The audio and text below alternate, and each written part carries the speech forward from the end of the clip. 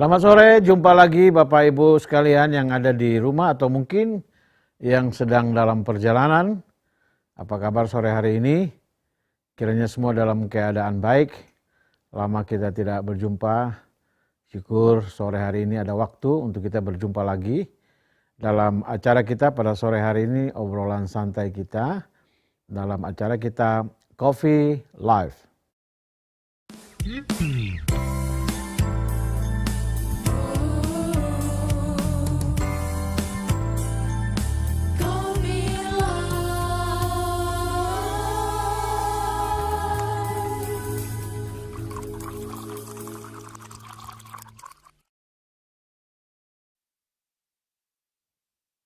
Dari Studio Sentosa, Yayasan Pelayanan Pekabaran Injil Indonesia Batu bersama I3, Institut Injil Indonesia, kami menyambut semua Bapak Ibu dalam obrolan santai kita pada sore hari ini. Saya yakin pada saat ini juga ada banyak saudara mungkin sedang di jalan, mungkin ada yang masih berekreasi, atau mungkin ada yang dalam perjalanan balik. Yang mudik mungkin ini hari-harinya untuk balik. Nah, Bapak Ibu yang kami kasihi, sore hari ini kita akan berbincang-bincang. Topik kita ya seperti apa yang sedang kita lihat, kita alami saat ini. Kita bicara tentang mudik dan balik. Apa itu mudik dan balik? Sore hari ini kita akan sama-sama berbicara apa yang sedang mungkin di televisi tiap hari pasti ada berita ini, di mana macet dan lain sebagainya. Baik, seperti biasa dalam acara kita Coffee Live, pastikan Bapak Ibu sudah siap dengan kopinya, karena di setiap segmen saya akan mengajak Bapak Ibu sama-sama dengan kami dari studio kita nikmati kopi. Jadi ceritanya di acara ini kalau tidak minum kopi tidak temukan solusi, begitu kira-kira. Jadi harap Bapak Ibu semua bersama dengan kami, ya mau tambah pisang goreng atau kue lebaran juga boleh. Yang penting segmen nanti jangan lupa kita sama-sama minum kopi. Baik, nikmati kopinya, temukan solusinya.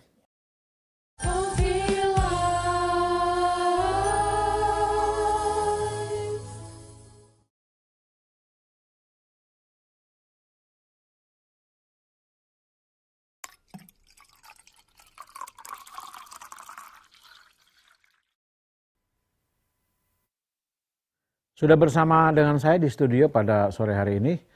Ada 3 narasumber kita pada sore hari ini akan menemani saya bersama dengan secangkir kopi masing-masing. Kita nikmati minum sore sekaligus kita ya obrol-obrol santai di sekitar topik kita. Itu mudik dan balik. Yang pertama saya perkenalkan di samping kiri saya Bapak Parwoto Joyodiharjo. Selamat sore Pak Parwoto. Selamat sore. Piye kabar ya Pak? Baik-baik, sehat walafiat. Puji Tuhan. Puji Tuhan. Ya, Pak Parwoto adalah dosen senior di Institut Injil Indonesia. Dan sore hari ini kita akan sama-sama mendengar pengalaman beliau. Tentu sudah berpuluh tahun ya, sekitar mudik dan balik itu seperti apa. Dan juga bersama saya sore hari ini Bapak Freddy Purwanto. Selamat sore Pak Freddy. Sore Pak Ferdi. Kalau beliau memang baru balik ini. Setelah mudik baru balik. Nanti kita dengar oleh-olehnya dari hasil mudik-mudiknya.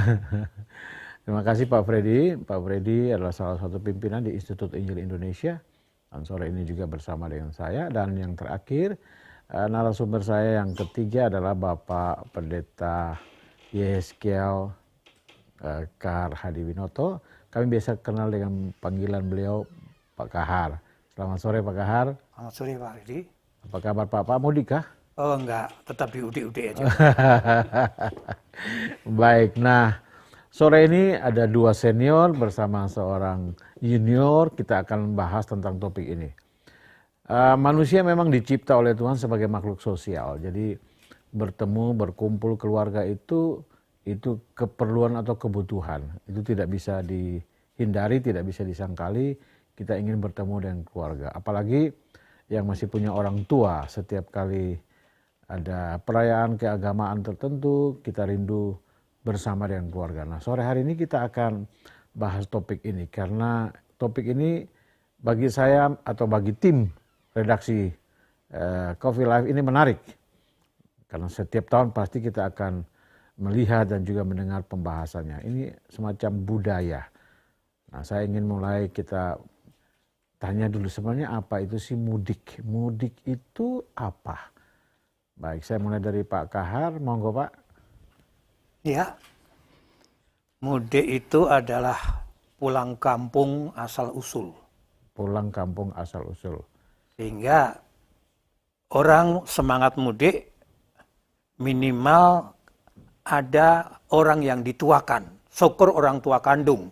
Kalau tidak ya berjenjang. Kalau nggak ada yang orang tua ya saudara tua yang ada. Oke. Itu dari sisi secara sosial. Lalu ada sesuatu yang mungkin ada unsur mistiknya. Mudik juga kembali untuk menoleh kepada situasi sebelum saya ada di hilir, saya ada di hulu, di UD. Dan mengingat juga prasasti, peninggalan, kenangan yang paling sering menjadi objek adalah makam leluhur. Sehingga objek langsung komunikasi dengan orang yang dituakan, objek peninggalan ya berkunjung ke makam leluhur. Ya. Itu dari sisi konkretnya. Nah, di dalamnya ada latar belakang yang sesuai dengan keyakinan masing-masing atau berbelit-belit sesuai dengan asal-usul dan konsep yang dimiliki sebelumnya dan kemudian mengalami proses pemahaman sampai dia ada pada saat sekarangnya. Itu yang saya mengerti. Makasih Pak Kahar. Nah, saya mau tanya dulu ini yang baru pulang mudik ini apa cocok dengan jawaban Pak Kahar apa yang dilihat kemarin Pak Mas Pak Freddy. Iya, sebagian cocok, sebagian enggak gitu. Karena ke makamnya enggak kami. Gitu ya. Sebenarnya kemarin itu berpikir karena liburnya pendek dan sebagainya, mau pulang enggak ya gitu. Tetapi ada salah satu apa ya, kayak pepatah atau paribasan yang itu mendorong saya untuk pulang gitu. Jadi saya waktu membaca falsafah hidup gitu, di sini tuh ada tertulis mangan orang mangan sing penting kumpul gitu. Nah sekarang dulu saya agak menolaknya karena sekarang kan ini nggak relevan gitu. Kumpul ora kumpul sing penting mangan gitu. Jadi kumpul nggak kumpul yang penting makan gitu. Ngapain harus kumpul-kumpul? Apa enggak terbalik itu? Ya makanya Pak. Biar enggak makan asal ngumpul. Ya makanya gini loh. Kalau di ini kan makan nggak makan yang penting kumpul. Tapi saya agak menolak waktu itu. Loh, yang penting kan sekarang kumpul nggak kumpul yang penting makan gitu. Orang harus cari makan gitu. Sekarang sudah terbalik ya. Ya gitu. Lalu ketika saya membaca itu ada dorongan kuat mempelajarinya gitu. Kenapa kok jadi begini ya? Lalu ada jurnal juga, ada ini. Lalu saya mulai melihat, oh ternyata filosofi ini sedang mengajarkan orang jangan menghabiskan waktunya untuk mencari kebutuhan saja. Tetapi kehadiran fisik, relasi, sentuhan itu penting. Dari situlah, oh ini kan sebenarnya tidak jauh beda dengan nilai persekutuan gitu. Oke lah, kita pulang. Dan kita akan berbagi bersama keluarga. Nah, kumpul bersama keluarga, yang dituakan ada dan sebagainya itu terjadi, Pak. Tapi ke makamnya enggak. Apalagi setelah 2 tahun lebih nih ya. Iya. Kita tidak boleh bertemu secara langsung ya. Iya. Jadi sepertinya kali ini mudik ini memang ramai. Karena semua orang pasti 2 tahun nggak pulang ya rindu juga Pak ya. Betul Pak. Oke, yang berikut saya mau dengar dari Pak Parwoto. Tradisi keluarga Pak Parwoto seperti apa, Pak? Kalau misalnya pada masa-masa seperti sekarang ini mudik gini, Pak. Ya, begini. Apa yang dikatakan oleh Pak Kahar itu juga menjadi hal yang serupa dalam keluarga kami. Berarti kalau satu hari raya tertentu di mana ada liburan agak panjang, maka berkumpul pada orang yang tua atau yang dituakan atau yang paling tua yang masih ada di dalam struktur keluarga, baik itu keluarga inti, keluarga yang lebih luas lagi, maupun kaum kerabat. Itu tujuannya adalah untuk berkumpul bersama-sama, menyatakan cinta kasih dalam wujud yang dapat dilihat dan dirasakan. Berpelukan, bersalaman. Kalau yang muda itu sungkem berarti duduk di bawah gitu, cium lutut kakek atau nenek gitu, dan minta berkat dan diberkati. Karena ucapan dari orang tua sebagai doa itu dianggap dan diharapkan terwujud begitu. Ya. Kalau diberkati akan terjadi. Kalau dikutuk terjadi juga kecelakaan. Dan itu hampir tiap kali ada libur panjang tertentu, hadiah tertentu datang ke orang tua. Tapi kalau orang tua sudah tidak ada, maka yang paling tua dalam keluarga itu, entah kakak, entah adik. Nah, dalam hal ini karena orang sudah tersebar kemana-mana, pilihannya jadi bermacam-macam. Ke rumah siapa yang dianggap paling tua itu tadi. Ya, ya. Akhirnya dengan alat komunikasi sekarang ya cukup dengan salam-salam halu, dengan HP atau dengan macam-macam itu yang dapat diungkapkan. Dia tidak datang begitu. Karena ya itu faktor karena orang yang tadinya dianggap muda itu sudah juga menjadi orang tua di dalam lingkungannya itu. Satu contoh misalnya keluarga tadi Pak Parwoto ya. Ini misalnya keponakan saya, anak kakak saya perempuan, sudah usia 60 lebih, dia sudah menjadi orang tua. Ya. Dia sudah punya mantu, punya cucu, mereka datang ke sana. Jadi keponakan itu tidak akan datang ke rumah saya, karena mereka menjadi orang tua di sana. Begitu. Oke. Jadi menjadi terhambat. Tapi prinsipnya tetap sama, berkumpul itu ada satu kenikmatan tertentu, bisa berkumpul bersama-sama. Oke. Kalau mangan nggak mangan asal kumpul itu kan filosofi soal kerja dan makan. Tapi berkumpul itu sendiri punya nilai yang sangat-sangat besar, indah, dan itu menyenangkan. Dapat berkumpul itu. Maka Makasih. tidak suka tercerai-berai. Kalau ada tercerai-berai karena urbanisasi, karena pekerjaan itu sementara saja. Nanti balik lagi kumpul begitu. Oke, makasih Pak. Nah, kalau dari tadi dengar dari Pak Kahar, kalau kumpul itu untuk bertemu dengan yang tua, nah itu kan bisa jadi kan, misalnya saya ini anak yang tua, kalau hari raya mestinya semua adik-adik ke saya ya. Tapi kalau budaya tertentu di tempat kami tidak harus, Pak. Yang paling tadi Pak katakan bicara soal ziarah ke makam, itu kan berarti dari mana kita dilahirkan dan dibesarkan. Nah kalau sudah seperti begini nanti ada pergeseran Pak ya. Kita datang kepada yang tua. Nah yang tua itu kalau tidak ada di kampung kan berarti kita sudah jauh dari tempat di mana kita dilahirkan dan dibesarkan. Dan biasanya itu ada kenangan. Itu Pak. Nah ini lebih kuat mana Pak? Kita menghargai yang tua tapi atau juga mestinya plusnya itu dengan tempat di mana kita dilahirkan dan dibesarkan. Itu kan pasti ada kenangan tersendiri Pak ya. Apakah ini masih kuat konteks sekarang? Monggo Pak. Kayaknya dengan teknologi digital semua akan menjadi gampang. Oke. Jadi prioritas perorangannya sekarang melihat. Jadi masing-masing keluarga ambil sikap tersendiri. Yang masih agak ortodoks katakanlah, tetap kunjungan ke orang tua secara fisik itu yang diutamakan. Ya. Yang agak lebih mudah ya karena orang tuanya di kampung sudah tidak ada, lalu generasi yang di bawahnya garis berikutnya itu tinggalnya di tempat lain, ya kemudian bisa bergeser ke tempat yang itu atau tetap dia kunjungi ke kampungnya untuk mengenal, terutama menjelaskan kepada anak-anaknya misalnya, ini lo dulu kakekmu, nenekmu begini, tapi juga mengkomunikasikan itu kepada orang yang tua yang masih hidup yang mungkin di tempat lain.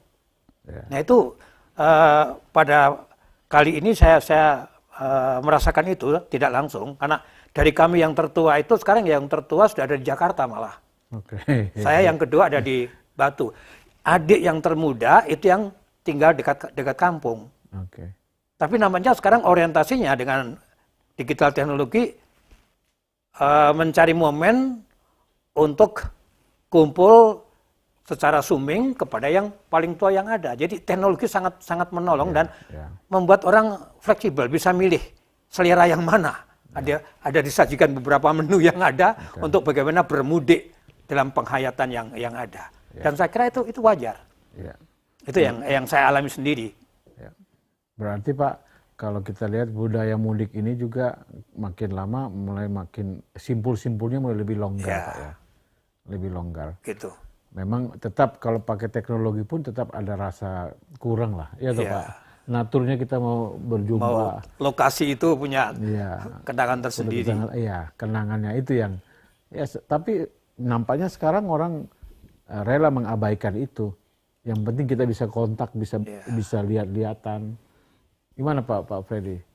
Kalau keluarga kami masih terhitung ortodoks, Pak. Jadi masih terhitung ortodoks, artinya kami pulang ke rumah orang tua, gitu. Jadi ini satu pengalaman kemarin ya Pak ya. Jadi saya pulang ke hari pertama libur itu, tanggal 2 yaitu. Orang tua saya itu malah sampai nggak bisa masak gitu. Karena orang tua saya termasuk orang yang dituakan di kampung. Jadi orang-orang kampung datang, lalu sungkem dan sebagainya ke orang tua saya dan sebagainya begitu. Jadi bukan hanya kami keluarga, tetapi orang-orang di sekitar juga. Kalau di keluarga istri saya juga ortodok, tapi sudah ada modifikasi. Harus kumpul di rumah salah satu keluarga, lalu mengadakan arisan keluarga pas hari raya itu gitu. Pas hari raya. Nah, setelah ini nanti yang tertua akan memberikan petuah sebagai ganti orang tua. Tapi tidak harus di rumah orang tua, tapi bergiliran di setiap hari libur itu bergiliran. Tergantung nanti siapa yang dapat arisan gitu Pak. Gitu. Wah, asik juga ya. Dapat kemarin enggak Mas? Anak-anak dapat angpau ya Pak. Karena biasanya kan dibagi tuh. Ada dibagi tuh. Nah ini dia Pak, ini ada juga tradisi nih Pak ya. Kalau hari raya begini kan ada harus disiapkan tuh uang kecil tuh. Ya kan di jalan-jalan tuh orang nawarin untuk apa itu uang yang sudah ditukar itu Pak ya. Ini tradisi memang dari dulu Pak ya, atau dari budaya Jawa sebetulnya ada ianya dalam konteks ya kalau orang tua mampu, tapi kalau kebanyakan justru orang muda yang keluar itu yang lebih mampu ya dia harus pulang ya Pak, setor ke orang tua, isinya begitu. Jadi tergantung kondisi masing-masing keluarga. Karena lebaran juga ada kata luberan Pak. Nah luberan itu berarti kan dia menumpahkan ke orang lain kalau dia berlebih gitu. Gitu Pak. Membagi berkat ya. Nah itu dia. Oke, sebelum nanti saya lanjut ke Pak Prawoto, mungkin kita minum dulu ya. Baik Bapak Ibu yang ada di rumah, mari bersama-sama dengan kami. Mari Bapak-Bapak. Nikmati kopinya. Temukan solusinya. Temukan solusinya.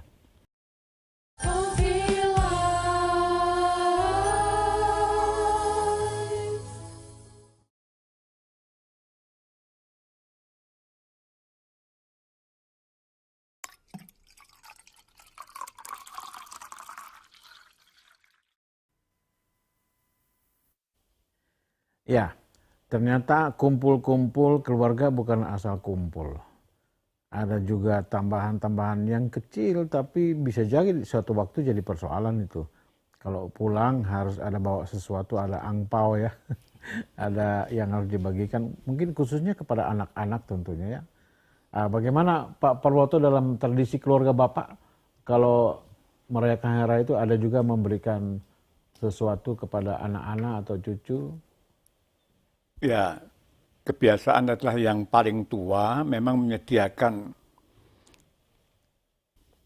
semacam amplop kecil-kecil begitu untuk anak, terutama untuk cucu-cucu, terutama cucu-cucu. Datang, mereka sungkem, diberkati, lalu berdiri lagi, lalu diberi bingkisan tadi dan diterima, nanti terima kasih begitu. Itu biasanya begitu, terutama cucu-cucu. Kalau yang anak yang sudah bekerja, sudah punya nafkah, sudah punya penghasilan, dia tidak terima itu lagi. Dia cukup dengan didoakan atau diberkati oleh orang tua. Ada enggak Pak dari anak kepada orang tua, misalnya saya orang tua? Anak yang sudah punya penghasilan, dia memberikan, kalau bahasa itu namanya unjung ya, munjung itu berarti kalau kita nasi itu ada yang munjung itu seperti menggunung begini ini, dan munjung berarti pengertiannya itu menghormati. Saya kepada orang tua saya munjung, berarti saya memberikan yang lebih gitu untuk orang tua sebagai penghormatan. Itu anak atau menantu dia munjung kepada orang tua. Menghormati yang diwujudkan dalam bentuk makanan, dan makanan itu istimewa begitu. Ya, munjung. Kalau ukurannya munjung itu berarti kalau ini air dia hanya rata, tapi ini seperti gunungan begitu. Untuk orang tua ada yang lebih gitu munjung. Jadi termasuk juga lauk pauknya ya istimewa begitu. Dan anak sudah tahu yang disukai orang tua itu apa. Dia sudah tahu, oh bapak saya sukanya begini, ibu suka begini, dibikinkan yang kesukaannya begitu. Sebagai tanda hormat dan cinta kasih. Karena ada pikiran bahwa cinta kasih orang tua kepada anak itu tidak bisa dibalas setimpal dengan yang diberikan oleh orang tua.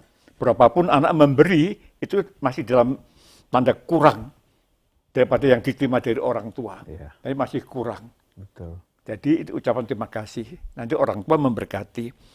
Kalau saya ingat, dulu saya masih kecil, mungkin ini agak beda ya. Karena saya pengagum Brotoseno dalam wayang itu, atau Werkudara. Waktu masih anak-anak, saya pengagum itu, dan Brotoseno itu tidak pernah bertelut. Kepada kakak-kakaknya, kepada Pak D-nya juga mau bertelut, hanya kepada dewanya sendiri, Dewa Roji baru dia bertelut. Jadi kepada kakek, kepada bapak, ibu, kepada paman-paman, saya nggak mau sungkem bertelut tuh. Saya berdiri, saya jabatan tangan gini, wah ini Werkudara datang gitu. Oke. Dan begitu. Jadi saya tidak bertelut, tapi mereka sudah hafal. Oh, itu Parwoto itu, sudah Seno itu tidak mau bertelut gitu. Tapi menghormati. Saya hormat, saya salaman, kemudian saya tundukkan kepala begitu. Itu enggak kurang berkatnya Pak ya? Tidak kurang berkatnya. Siapa tahu yang sungkem yang berkatnya lebih banyak. Kalau yang itu berkatnya diberkati juga. Diberkati Meskipun juga. ini pegang bau saya gitu kan, ditepuk-tepuk begitu kan, Parwoto le ngundang tole gitu kan ya, gitu. Wow, bagus ya. Gimana Pak Freddy? Lanjut dulu dari pengalaman Pak Parwoto di keluarganya seperti apa? Memang ada sungkem gitu juga Pak. Tapi kalau di keluarga saya sendiri nggak terlalu ya, sudah nggak terlalu gitu. Tapi di keluarga istri saya masih begitu. Kejadian lucunya adalah sebelum saya dan istri saya menikah Pak gitu. Jadi kan saya harus sungkem nih. Biasanya kan itu mengaku salah, saling memaafkan dan sebagainya. Jadi saya diketawain juga karena saya mikir juga saya salah apa dengan nenek moyangnya istri saya ya gitu. Ya pokoknya saya sungkem aja gitu. Ada lucu begitu. Salah juga ngambil gak permisi loh. Oh. Gitu ya. Nah, tadi kan Pak bilang gitu. Selanjutnya anak-anak Bapak tentu ikut seperti yang Bapak lakukan. Mereka juga tidak sungkem lagi kalau hari raya. Anak-anak saya lahir di tempat yang berbeda. 2 orang lahir di Tapanuli Selatan, 1 orang lahir di Jawa Tengah. Dan mereka tumbuh dari masa kanak-kanak di Jawa Tengah. Kan pakai budaya Jawa juga. Ya ada yang sungkem, ada yang salaman, tapi sukacitanya sama, hormatnya sama kepada kami. Nah, pada waktu mereka sudah berkeluarga seperti sekarang ini, kami sering video call dengan kelompok. Jadi 3 anak sekaligus lihat. Kami berdua, kemudian anak pertama, kedua, ketiga, masing-masing nongol di HP begitu, supaya tidak terlalu lebar. Kadang-kadang saya berdiri di belakang istri saya begitu. Jadi ini kepala istri saya di sini, saya di sininya sih. Kelihatan begitu kan. Nah, kalau sudah lihat wajahnya kelihatan segar, mereka akan senang. Bapak Ibu dalam keadaan sehat, makin tua tapi masih dalam kondisi segar. Kami lihat mana anak-anak, mana cucu, mana anakmu ini, coba panggil datang supaya kelihatan wajahnya tanpa diberitahu secara rinci, kelihatan wajahnya segar. Kita doakan begitu.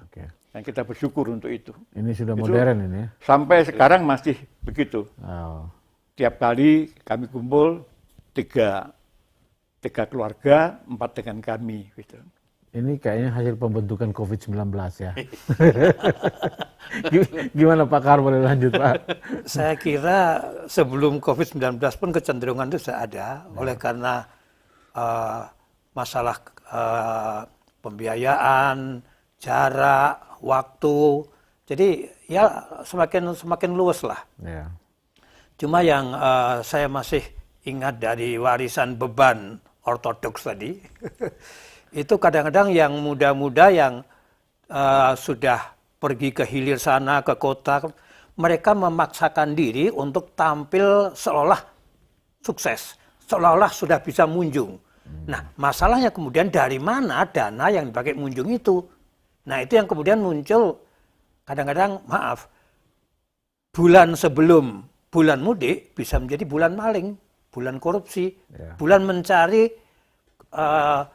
dana bagaimana supaya bisa pamer kepada keluarga saya sukses di kota. Itu yang menjadi bahaya. Dan saya kira itu cukup banyak menjadi gejala di tengah kehidupan masyarakat. Itu yang kita harus waspadai. Itu yang saya tangkap sebagai satu yang merupakan sisi negatif dari kebiasaan mudik itu yang tidak harus dipertajam itunya, tapi ya dengan lembut diingatkanlah supaya kualitas kepribadian di atas materialisme. Ya. Itu yang saya rasakan penting untuk masyarakat generasi muda. Itu Pak, itu berarti tergantung juga kepada bagaimana keluarga-keluarga menanamkan nilai-nilai itu ya Pak Ya. Dari masa kanak-kanak. Itu tanggung jawab yang tua kepada yang muda untuk memberikan pemahaman itu. Ya.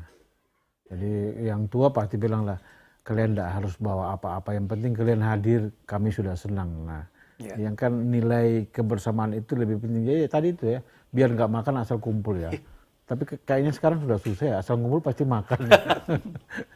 Tapi menariknya Pak, memang mudik itu juga ada nilai keaslian manusia Pak. Gitu. Jadi mudik itu atau udik itu juga menunjukkan unsur keaslian diri manusia. Bahwa manusia itu adalah harusnya kolektif, jujur. Naturnya itu makhluk sosial kan? Jujur, lalu dia harus punya perhatian kepada orang lain. Itu sebenarnya yang hal-hal positif yang perlu ditekankan sebenarnya dari sisi mudik itu. Ya. Yang negatifnya tadi itu.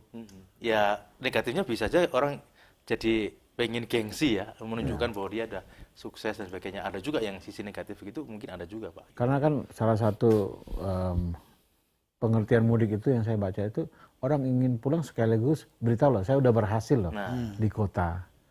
Nah, berhasil apa kan nggak tahu. Berhasil nyolong kan repot juga kan itu.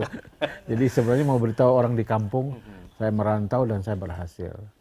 Nah sekarang ukuran keberhasilan ini menjadi persoalan. Nah itu kembali kepada nilai-nilai yang ditanamkan sejak kecil sampai dewasa. Tapi juga repot Pak ya, Pak Kahar. Dari kecil sudah ditanamkan, tapi tekanan hidup di kota ini bisa jadi juga mengubah seseorang. Dan saya pikir mungkin kembali lagi kepada nilai-nilai rohani Pak ya, Pak Purwoto. Nilai rohani penting, harusnya di atas semuanya. Betul. Nah kalau tidak ya ekses negatif itu Pak. Bisa jadi kita berpura-pura, bisa jadi ada penipuan di dalamnya. Jadi kalau dengar cerita Bapak bertiga, mudik ini memang sesuatu yang sangat positif dan natur kita memang begitu, kita ingin seperti itu. Itu Pak Kahar. Dari segi iman Kristen saya kira kita wajib untuk mengembangkan konsep itu secara positif. Ya. Sekaligus mengarahkan bahwa udiknya asalnya itu dari mana, kemudian bagaimana memahami dalam satu posisi kekinian, menoleh ke masalahnya, sangkannya, asalnya. Nah, di situ ada dua yang kita harus percayakan sebagai orang tua kepada orang muda. Ingat kamu dari mana, kamu diajar apa, dan mengoreksi apakah kamu dalam kehidupan di kota itu sudah sesuai dengan amanat yang kamu terima dari luhur. Apakah kamu hidup menjadi kebanggaan orang tua atau hanya mau pamer pada waktu musim mudik, pamer dengan masalah sosial material. Nah itu yang dari sisi kebudayaan masyarakat itu perlu ditekankan. Nilai kemanusiaan dalam arti positif asalnya dulu dari mana. Ya. Ya. Jadi satu sisi Pak, mudik ini kan juga sebenarnya juga ada pelajaran penting di situ supaya kita berhasil, kita seperti apapun di kota, jangan lupa kamu itu dari udik. Tidak Pak Freddy? Iya. Ya kan Pak? Ke asal. Seharusnya dalam tataran normal seharusnya balik kampung supaya tahu kamu tuh dari mana gitu. Ya, walaupun di kota besar sudah sukses, ya Pak, rumahnya 2 lantai, 3 lantai, pulang ke kampung gubuk yang sederhana gitu. Jadi selalu mengingatkan kamu tuh dari sini. Gitu Pak. Ya, kan asalnya dari udik. Asalnya dari udik. Ya. Udik itu artinya apa? Ngomong-ngomong kita sudah ngomong dari tadi, boleh Pak Freddy, mudik itu dari kata apa sih sebenarnya Pak? Ya, kalau mudik itu Pak, epistemologi kan pulang kampung halaman ya. Artinya dia pulang ke kampung halaman dalam waktu tertentu untuk ketemu keluarga dan sanak saudara. Itu bahasa Jawa ya? Pak, dari bahasa Jawa gitu. Boleh sampaikan supaya yang dari di rumah bahasa tahu. Jawa, mudik dari bahasa Jawa. Apa itu Pak? mulai dhisik gitu ya dia. Atau saya pulang dulu atau mulai dilik, saya pulang bentar nih gitu. Atau ya itu tadi udik kembali ke asal, menuju ke udik, ke ujung gitu ya. Menuju ke ujung atau hulu, mata air gitu. Mudik. Tapi mudik itu juga sebenarnya ada nuansa spiritual di sana. Karena ada budayawan yang mengatakan bahwa mudik itu sebenarnya adalah mengapa dia harus kembali ke asal? Karena dia menyadari satu kehambaan spiritual karena begitu riuhnya aktivitas di kota, mengejar berbagai kebutuhan, maka dia harus kembali kepada asalnya gitu. Maka dia mudik gitu. Itu bagian dari menenangkan diri. Betul, Pak. Gitu. Hilangkan stres. Ya, gitu. Walaupun di jalan stres juga ya sebelum sampai di rumah. Ada tambahan Pak Kahar? Ya, dari sisi pemahaman Kristiani, maka mudik itu tidak hanya dilihat dari asal-usul keluarga. Asal-usul manusia dari mana? Sangkan dumadi. Parane menuju ke hari depan, tapi sangkan asal-usulnya. Nah, itu harus kembali kepada konsep, ya, hanya melalui Yesus Kristus kita tahu asal kita. Dan hanya di dalam Yesus Kristus, kita bisa menghayati hari kini kita dengan kontrol yang dari Tuhan sendiri.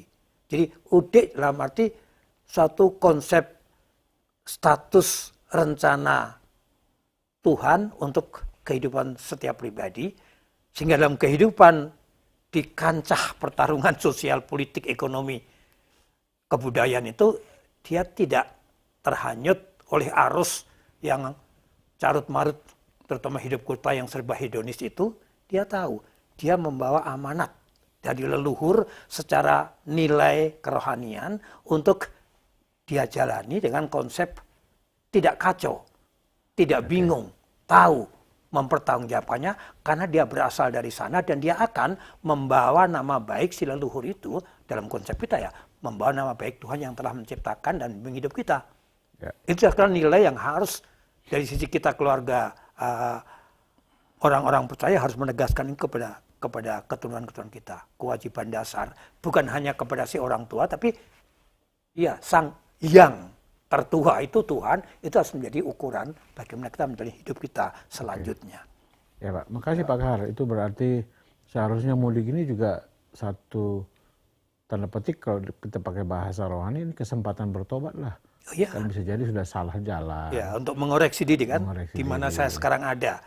Apakah sesuai dengan amanat yang saya terima dari Tuhan. Makanya melalui kalau ini harusnya menjadi ruang di mana orang mengevaluasi, memperbaiki diri, tapi justru ruang itu dipakai untuk buat yang lain, ya ini ironis ya. Ya. Baik, kita akan lanjutkan lagi Pak. Mari Bapak-Bapak, semua yang ada di rumah bersama-sama dengan kami, nikmati kopinya, temukan solusinya.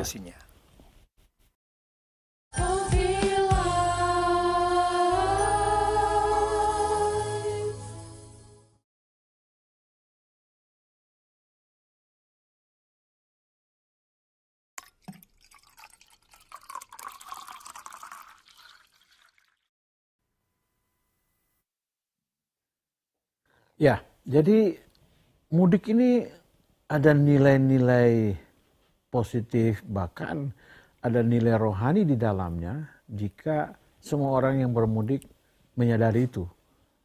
Dan seharusnya setelah mudik, waktu balik sebagai orang yang betul-betul ya sudah fresh ya. Setelah beberapa hari bisa bersama dengan keluarga seharusnya membuat stres. Dan kata lain, kalau boleh saya katakan, kalau mudik lalu tambah stres ini berarti tidak mencapai tujuan mudik nih. Tujuan mudiknya tidak tercapai. Harusnya kita fresh dan seterusnya. Baik Bapak Ibu yang ada di rumah, terima kasih untuk Bapak Ibu yang sudah mengirim pertanyaannya untuk kami pada sore hari ini. Jadi saya tidak mau membuang waktu, kita langsung coba lihat beberapa pertanyaan yang sudah masuk. Dan nanti akan dijawab oleh ketiga narasumber saya pada sore hari ini dari Romi di Surabaya. Salam Pak, mohon tanya, apakah budaya mudik yang identik dengan silaturahmi itu hanya terjadi di Indonesia saja dan tidak di suku bangsa lain? Mengapa demikian? Bukankah silaturahmi itu baik? Oke, mungkin Pak Kahar bisa Pak? Setahu saya dalam konsep bangsa dan apalagi itu suku, itu hampir semua manusia dalam kehidupan sosialnya ada konsep itu. Saya pernah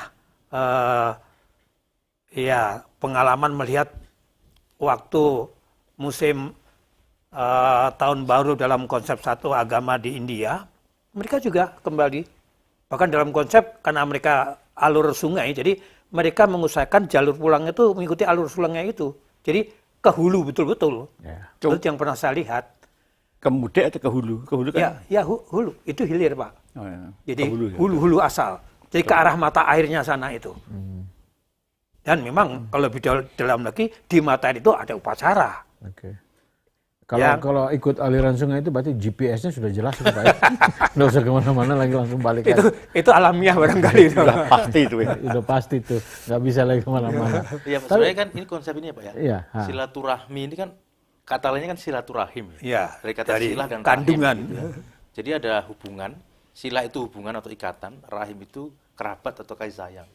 Sebenarnya konsep kekerabatan oleh karena kasih sayang dan keluarga itu kan Pak di semua bangsa kan ada, hanya perwujudannya beda-beda sebenarnya. Sebenarnya kan gitu aja sebenarnya. Ya. Tidak hanya di Indonesia sebenarnya. Kalau di Amerika itu kan tradisinya dua itu yang besar itu family together, kumpul sama-sama keluarga itu Thanksgiving sama Christmas. Di Korea juga ada itu, kalau Imlek itu semua kan, wah itu di setiap bangsa pasti ada, karena kembali dari awal tadi kita katakan ingin berkumpul bersama dengan kerabat itu natur, berarti semua orang pasti, cuma bentuknya beda. Kita memang heboh karena kita bangsa yang besar ya Pak ya, apalagi kalau tradisi hari Muslim ya terasa sekali itu kalau terjadi mudik itu. Di negara yang lain juga sama. Barangkali mereka menggunakan istilah yang berbeda, mungkin isi pengertiannya mungkin hampir sama, yaitu reuni keluarga. Ya. Karena tidak jelas lagi hulu dan hilir, udik atau tidak udik, tapi ini reuni keluarga. Ya. Tempatnya ditentukan bersama-sama, dirancang bersama-sama. Waktunya pun tidak diatur pemerintah, libur pemerintah. Waktunya diatur oleh keluarga itu sendiri. Ya. Reuni keluarga, begitu. Ya. Jadi prinsipnya ada, bentuknya menurut keyakinan masing-masing. Baik, terima kasih. Demikian jawabnya Pak Romi. Shirley dari Bekasi. Yang kedua sekarang, Salam Pak. Sebagai bagian dari bangsa Indonesia yang memiliki budaya silaturahmi, saya sebagai orang Kristen juga ingin atau rindu melakukannya. Tapi sayangnya lamanya hari libur di perayaan Hari Raya Kristen dan agama lain selalu singkat dibandingkan dengan Muslim.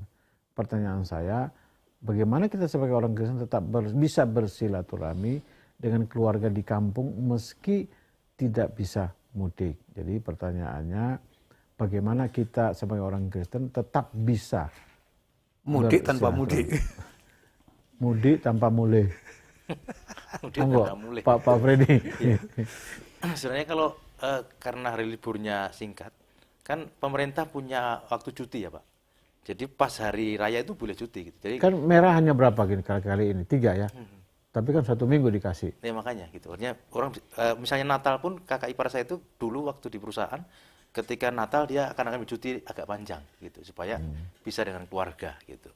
Tapi kalau sekarang memang tidak bisa pulang dan kondisinya memang tidak bisa memungkinkan ya seperti Pak Gar bilang tadi ada teknologi yang memungkinkan kita untuk tetap menjalin silaturahmi gitu. Ya, jadi artinya kita juga tidak terbatas ruang dan waktu. Oke. Ya, apapun bisa kita gunakan untuk menjalin menunjukkan kasih sayang kepada orang tua dan saudara. Kangen-kangenan juga ya. Iya. Gitu. Jadi teknologi nampaknya sekarang memungkinkan. Monggo Pak. Pertanyaan ini sebenarnya malah harus disyukuri, dalam arti justru karena yang Kristen itu minoritas, maka pada waktu mereka mudik di Natalnya relatif lebih longgar daripada di sekitar uyel-uyelan sekitar Lebaran ini. Itu apa Pak Uyil? Iya tuh Kemacetan gitu. Berkerumun sampai membuat macet jalan tol itu, sampai jadi jalan tol menjadi one way itu kan menunjukkan betapa beban penderitaan mudik pada situasi mayoritas. Jadi kita yang menurut justru bersyukur. Kita lihat aja. Nah pada waktu kita ambil cuti sendiri itu, pada itu relatif tidak sepadat yang mayoritas sekarang ada kan itu. Ya. Jadi tolong ucap syukur itu harusnya. Uyel-uyelan itu artinya berdesak-desak. Oke. Itu dapat digunakan dengan istilah tadi reuni keluarga yang diatur oleh keluarga-keluarga. Kapan kita ada reuni keluarga yang tidak bertabrakan waktunya dengan orang mudik. Jadi waktunya menjadi waktu yang sela, tidak terlalu ramai jalannya. Dan waktu libur kalau itu pegawai perusahaan bernegara kan punya waktu libur 1 minggu, 1 tahun itu bisa diatur bersama-sama. Kapan kita ambil cuti, ditentukan waktunya kapan, lalu reuni keluarga di rumah si A atau si B gantian, lalu berkumpul bersama-sama. Itu tetap masih bisa silaturahmi. Andai kata tidak pun dengan digital, tapi kalau mau ketemu langsung, ya reuni keluarga. Direncanakan bersama ya. Direncanakan bersama-sama. Untuk kami sendiri ada 2 jalur yang sudah terjadi itu, jalur dari keluarga nenek moyang dari ibu saya itu sudah didaftar kira-kira 6 atau 7 tahun yang lalu, kurang lebih 265 orang. Itu terakhir di Taman Mini diadakan. Itu ada dokumennya, daftar nama, ada fotonya semuanya, lalu dibuka inilah keluarga kita. Tapi dari pihak keluarga itu juga ada reuni sendiri, lalu kita kumpulkan bersama-sama. Itu anak, menantu, cucu, keponakan ngumpul bersama-sama. Dan dengan konteks ya soal keyakinan memang berbeda-beda, tapi kan kita ini orang Indonesia, jadi memang begitulah, berbeda-beda, tapi kita tetap satu. Apalagi ini kayak keluargaan, jadi kita tidak bicarakan soal perbedaan agama atau kepercayaan, tapi kita satu keluarga begitu. Baik, makasih Pak. Jadi apalagi konteks sekarang ini selalu ada jalan keluar, don't worry. Apalagi kalau pakai Zoom, bebas macet. Asal kuotanya ada dan jaringannya lancar. Baik, kita lanjut pertanyaan yang berikut dari Pak Anton Depok. Sore Pak, teman saya pernah mengatakan bahwa budaya mudik di Indonesia itu sebenarnya juga ada unsur mitosnya. Karena memang manusia harus menunggal dengan alam dan juga dengan orang-orang terkasih yang sudah meninggal. Makanya dalam budaya mudik itu dilanjutkan dengan ziarah kubur. Nah, kesempatan itu hanya bisa dilakukan pada waktu libur panjang hari raya keagamaan. Pertanyaan saya, benarkah demikian? Dan bagaimana sikap iman Kristen? Oke, ini tentu berkaitan dengan ziarah kubur. Monggo, Pak Purwoto. Ya, dalam kepercayaan tertentu memang ada ziarah kubur, tetapi secara umum menurut pendapat saya, ziarah kubur itu menunjukkan pada generasi berikut, generasi kita dan anak-anak kita dan cucu, inilah asal-usul kita itu dari poyang ini, kuburnya di sini. Itu menunjukkan sejarah dengan fakta-fakta wujudnya kuburan itu.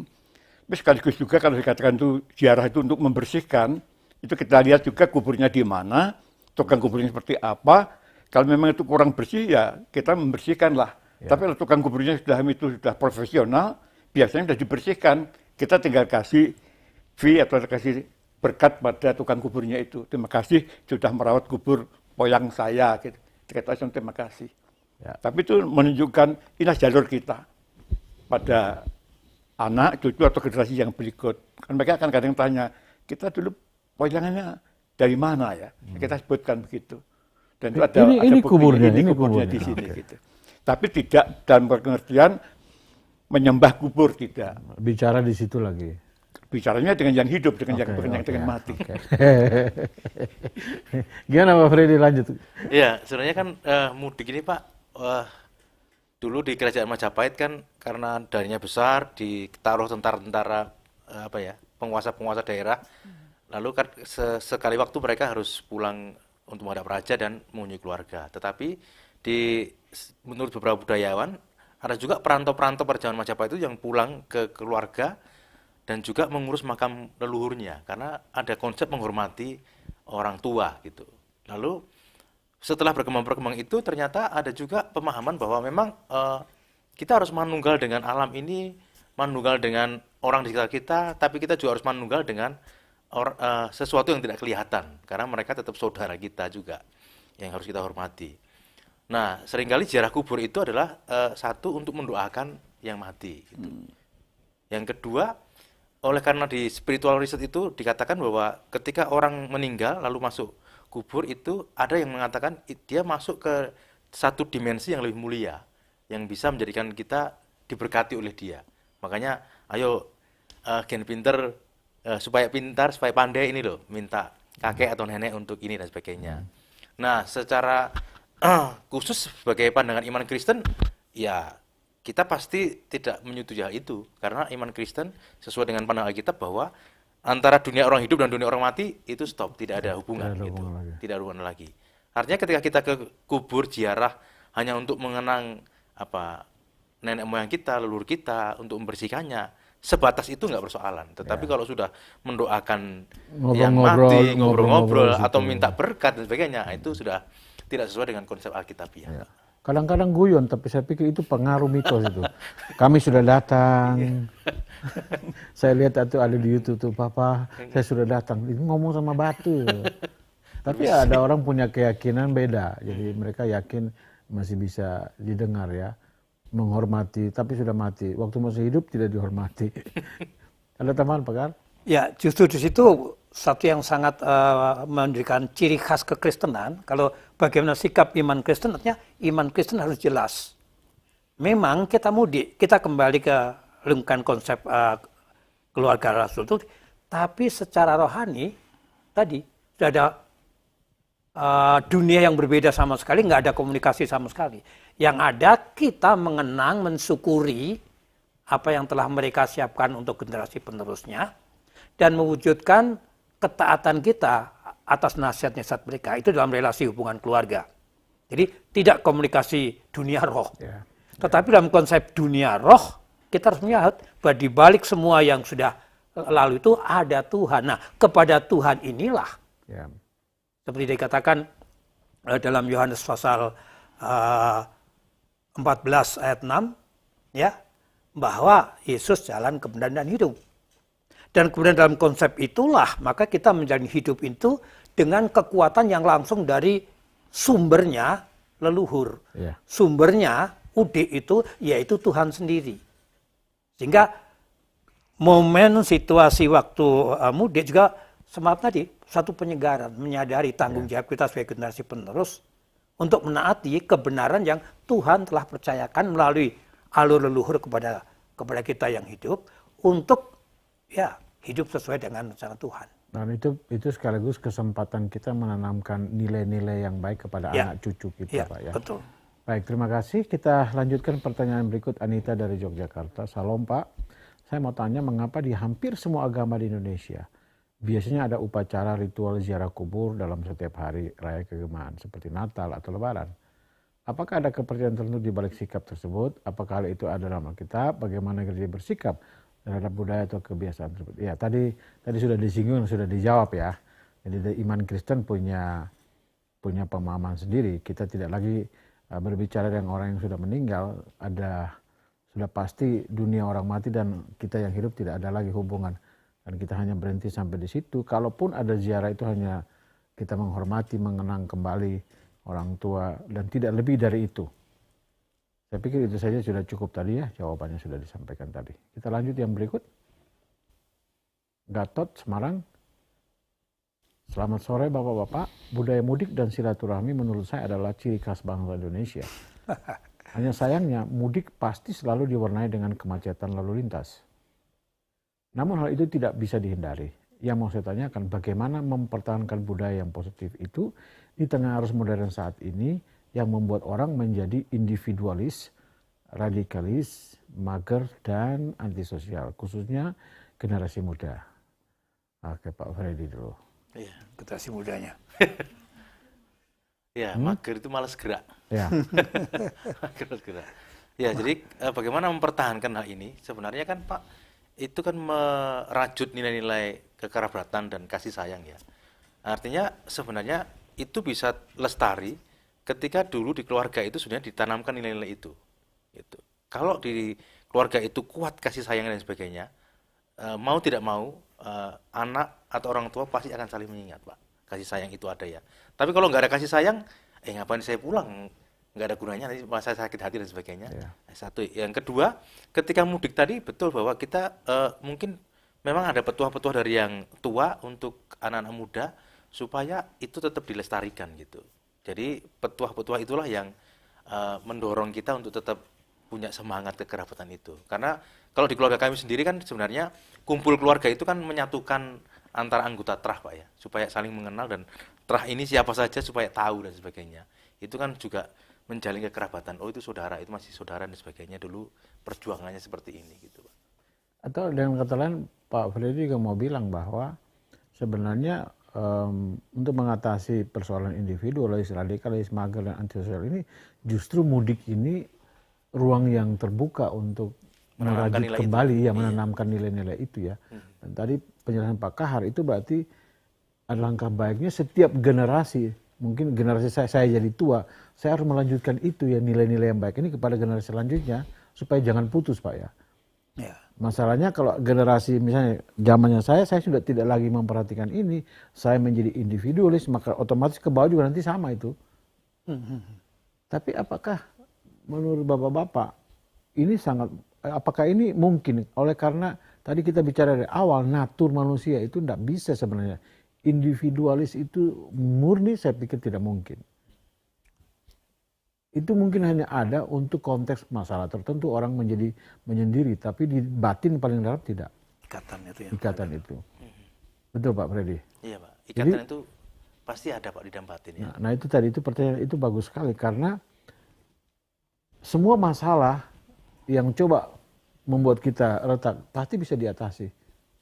Karena natur tadi, ikatan itu. Apalagi kalau ditambah dengan siraman-siraman rohani, itu justru menyadarkan, sehingga kita akan mencari jalan keluar bagaimana caranya supaya kita bertemu. Buktinya Zoom pun jadi. Berarti Pak, dari ini untuk melaksanakan berarti bukan hanya dari sisi orang tuanya Pak. Betul. Dari sisi gereja juga harus menanamkan nilai-nilai Iya, kekerabatan dan kasih sayang itu sebenarnya. Oke. Karena itu mendorong juga. Ini kita bagus tahu. nih Pak. Kalau begitu situasinya sekarang kita pindah Pak. Menjawab pertanyaan ini, bagaimana gereja? Menurut Pak monggo Pak. Begini, budaya di gereja yang dirayakan besar-besaran pada umumnya di Indonesia adalah perayaan Natal. Biasanya besar-besaran, baik keluarga, baik gereja setempat, atau lebih luas lagi. Namun sebenarnya setiap hari Minggu adalah perayaan, yaitu perayaan memperingati bangkitnya Tuhan Yesus dari kubur. Jadi itu perayaan kebangkitan itu setiap minggu. Dan persekutuan dalam gereja adalah tubuh Tuhan Yesus. Anggotanya banyak. Anggota-anggota itu satu dengan yang lain bersaudara. Dan saudara ini karena ikatan di dalam Tuhan Yesus lebih kuat daripada ikatan kekeluargaan darah daging. Bisa terpisah dari keluarga darah daging karena mungkin diusir, karena berbeda kepercayaan, tetapi ikatan persaudaraan dalam Tuhan Yesus lebih kuat. Maka orang yang sudah melakukannya setiap hari Minggu merayakan kebangkitan Tuhan Yesus bangkit, hadir di tengah-tengahnya, itu sudah merasakan satu kumpulan yang akrab sekali satu dengan yang lain. Dan itu kalau itu dilestarikan, baik yang tua-tua, baik anak-anak juga, muda-mudinya juga, maka akan dapat melepaskan diri dari individualisme atau radikalisme. Karena semuanya merasa satu. Ini merupakan satu kehidupan yang wajar, yang dibutuhkan menjadi satu ikatan yang sangat kuat. Dan tiap minggu merayakan pesta kebangkitan Tuhan Yesus dengan sukacita. Saudara sama lain, tidak hitung suku, ras, asal-usul dari mana, tapi sudah disatukan jadi satu. Nah kalau orang melakukan itu, dia kerasan di tempat itu, tidak terlalu mikir-mikir soal mudik atau didatangi atau tidak didatangi, karena itulah persekutuan yang terdekat yang ada dalam gereja. Satu saudara. Makasih Pak. Pak Kahar, monggo Pak. Dari semangat kekristenan, harusnya menghayati konsep problem-problem ini menjadi panggilan bahwa jemaat itu harus lebih serius untuk berkumpul bersama secara internal, tapi dalam setiap kumpulan, terutama dalam doa-doa, masing-masing diingatkan untuk mendoakan keluarganya yang belum atau yang keluar dari persekutuan dengan Tuhan. Karena nilai mudik sejatinya itu adalah bukan saja pada jenjang leluhur, tapi jenjang asal-usul manusia sebagai ciptaan Tuhan. Dan kemudian orang yang sudah masuk dalam gereja, dalam satu persekutuan anak-anak Tuhan, punya tanggung jawab untuk mendoakan dan bersaksi dan melayani keluarganya yang entah keluar atau yang memang belum masuk. Seperti kami dari pihak saya itu generasi pertama percaya Tuhan. Maka kami punya tanggung jawab mendoakan ruang lingkup keluarga-keluarga kami dari pihak keluarga saya yang belum dalam Tuhan. Sebaliknya dari keluarga istri saya yang generasi kesekian dari tahun 1700-an mulai Kristen di Depok. Nah, mereka mensyukuri itu ke belakang, tapi fakta memang ada juga sekalipun dari keluarga itu yang kemudian oleh karena pernikahan, oleh karena daya tarik apa mereka keluar. Nah, itu menjadi tanggung jawab gereja dalam kebersamaan untuk mendukung, mendoakan bersama. Saya kira di situ tanggung jawab konkret dalam konteks kejemaatan untuk saling sharing dan mendukung saling mendoakan sesama antara anggota jemaat. Terima kasih Pak Kahar. Wah, ini lengkap sudah ya. Kiranya ini boleh menjawab pertanyaan yang terakhir ini. Oh, masih ada satu lagi. Ya, kayak ini terakhir ya, dari Pak Hadi di Malang. Salam Pak, mudik itu kan budaya atau kebiasaan saja. Pertanyaan saya, apakah mudik itu sesuai dengan kebenaran Alkitab? Karena ada orang yang kalau nggak mudik dia merasa kurang afdol. Supaya kita orang Kristen tidak hanya melakukan suatu, hanya ikut-ikutan saja, tapi punya dasar yang kuat. Terima kasih. Ya Pak, tadi sebenarnya penjelasan dari awal ini kita sudah bicara itu Pak ya. Jadi bukan sekedar kebiasaan, ada nilai-nilai rohani juga di dalamnya, tergantung bagaimana tiap orang atau tiap keluarga melihatnya dan harusnya itu menjadi yang pertama di dalam konteks ini. Kebiasaan yang baik sebenarnya, bukan sebenarnya ya memang benar Pak, asal didudukkan pada tempat yang tepat. Ya. Gitu Pak Freddy? Betul Pak, karena kan nilai orang perlu memperhatikan orang lain, bersekutu dengan orang lain, itu kan memang ada di Alkitab ya Pak ya. Artinya jangan lihat kegiatannya, tetapi nilainya atau filosofi di balik itu gitu. Ya, Mazmur ya, yang hidup bersama dengan rukun ya. Betul Pak. Berkat diperintahkan ke sana. Iya. Baik, terima kasih Bapak Ibu yang sudah bersama kami pada sore hari ini. Arus mudik itu kebutuhan azazi manusia. Secara natur kita ingin kembali berjumpa dengan orang tua, kerabat kita, bahkan kembali ke tempat di mana kita memulai hidup ini. Dan kalau dimengerti dari sisi itu, maka seharusnya mudik ini nilai-nilai positifnya ini yang harus terus dikembangkan. Memang percakapan kita tadi juga ada nilai-nilai negatif yang mungkin saja bisa menyusup ke dalamnya. Tapi kembali lagi justru pada momen ini justru di situ harus mengevaluasi diri. Kita pakai bahasa rohani, harusnya terjadi pertobatan, pembaharuan diri dalam konteks ini ketika berjumpa dengan keluarga. Juga di sisi lain mudik ini juga membawa kita untuk menyadari sehebat apapun kita di kota, seberhasil apapun kita, ingat kita dari mana asal kita. Mungkin dari rumah yang sederhana, mungkin dari hanya tidur beralaskan tikar, dan sekarang kita bisa punya rumah mewah, tempat tidur yang mahal. Mudik ini menolong kita untuk jangan sampai, ya istilah Pak Kahar pasti bisa menerjemah jumawa ya, merasa diri. Tapi ini baik, jadi kemudian memang ada ekses negatif. Kalau lalu lintas macet dan lain sebagainya, kita bersyukur pemerintah turun tangan, menatanya dengan baik. Ya, walaupun macet kan bukan berarti berhenti tidak bisa pulang. Karena banyak saja maka harus ditata. Jadi kita juga mudik, konteks kita Indonesia, kita bersyukur kita punya pemerintah yang memperhatikan, bahkan boleh kita katakan memfasilitasi. Sehingga kita bisa berjumpa dengan keluarga. Jadi nampaknya mudik ini tidak harus dilihat secara negatif, tapi semua yang negatif harus disingkirkan. Sehingga kiranya mudik tahun ini, mudik tahun depan, apapun agama kita, kiranya nilai-nilai penting sebagai manusia, hubungan satu dengan yang lain boleh kita kembangkan. Dan secara rohani kita dibaharui justru dalam konteks mudik seperti ini.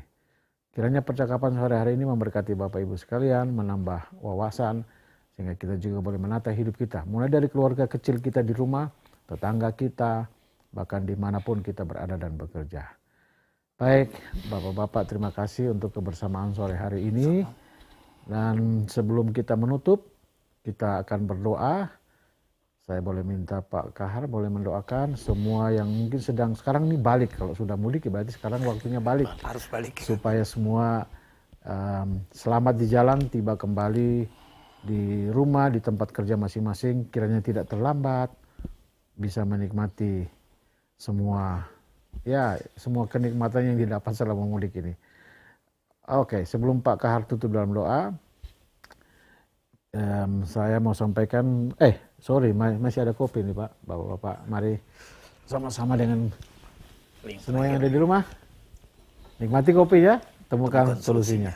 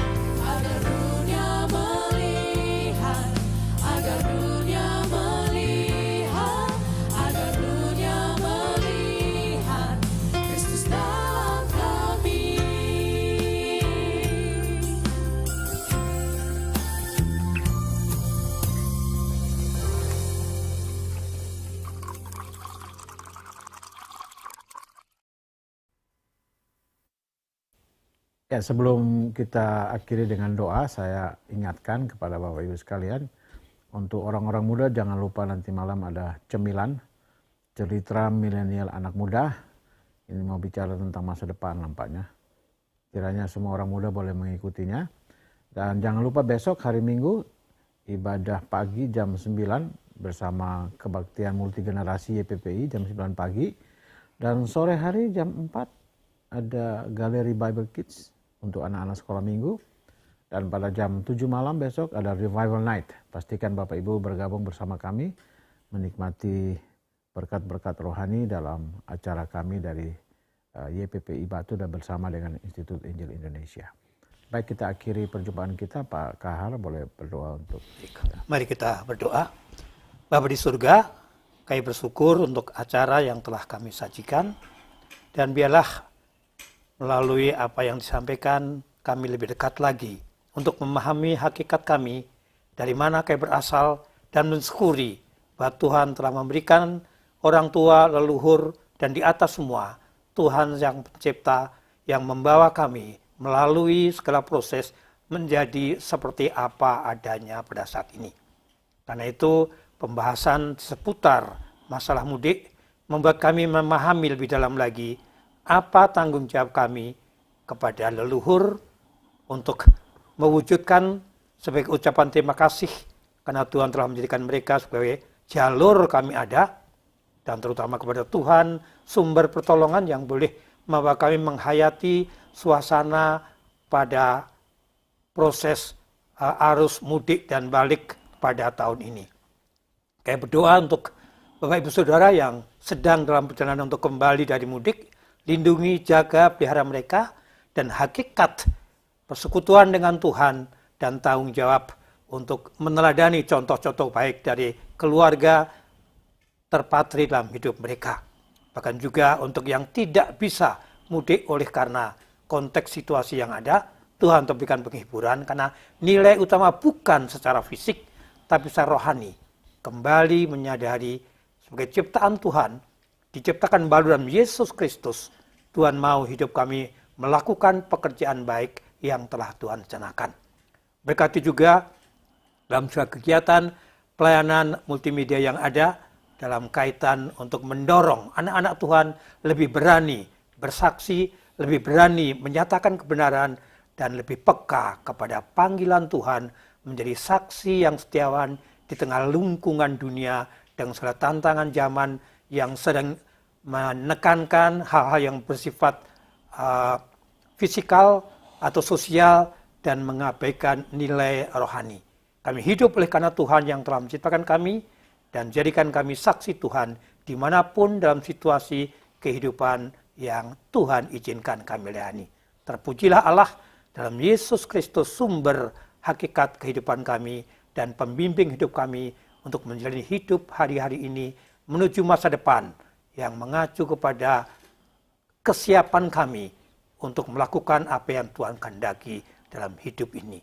Dalam nama Yesus, kami pertaruhkan setiap pendengar, setiap saudara, dan berkati masing-masing saudara dalam rencana Allah yang indah. Amin. Amin. Terima kasih Bapak Ibu, sampai jumpa. Tuhan Yesus memberkati.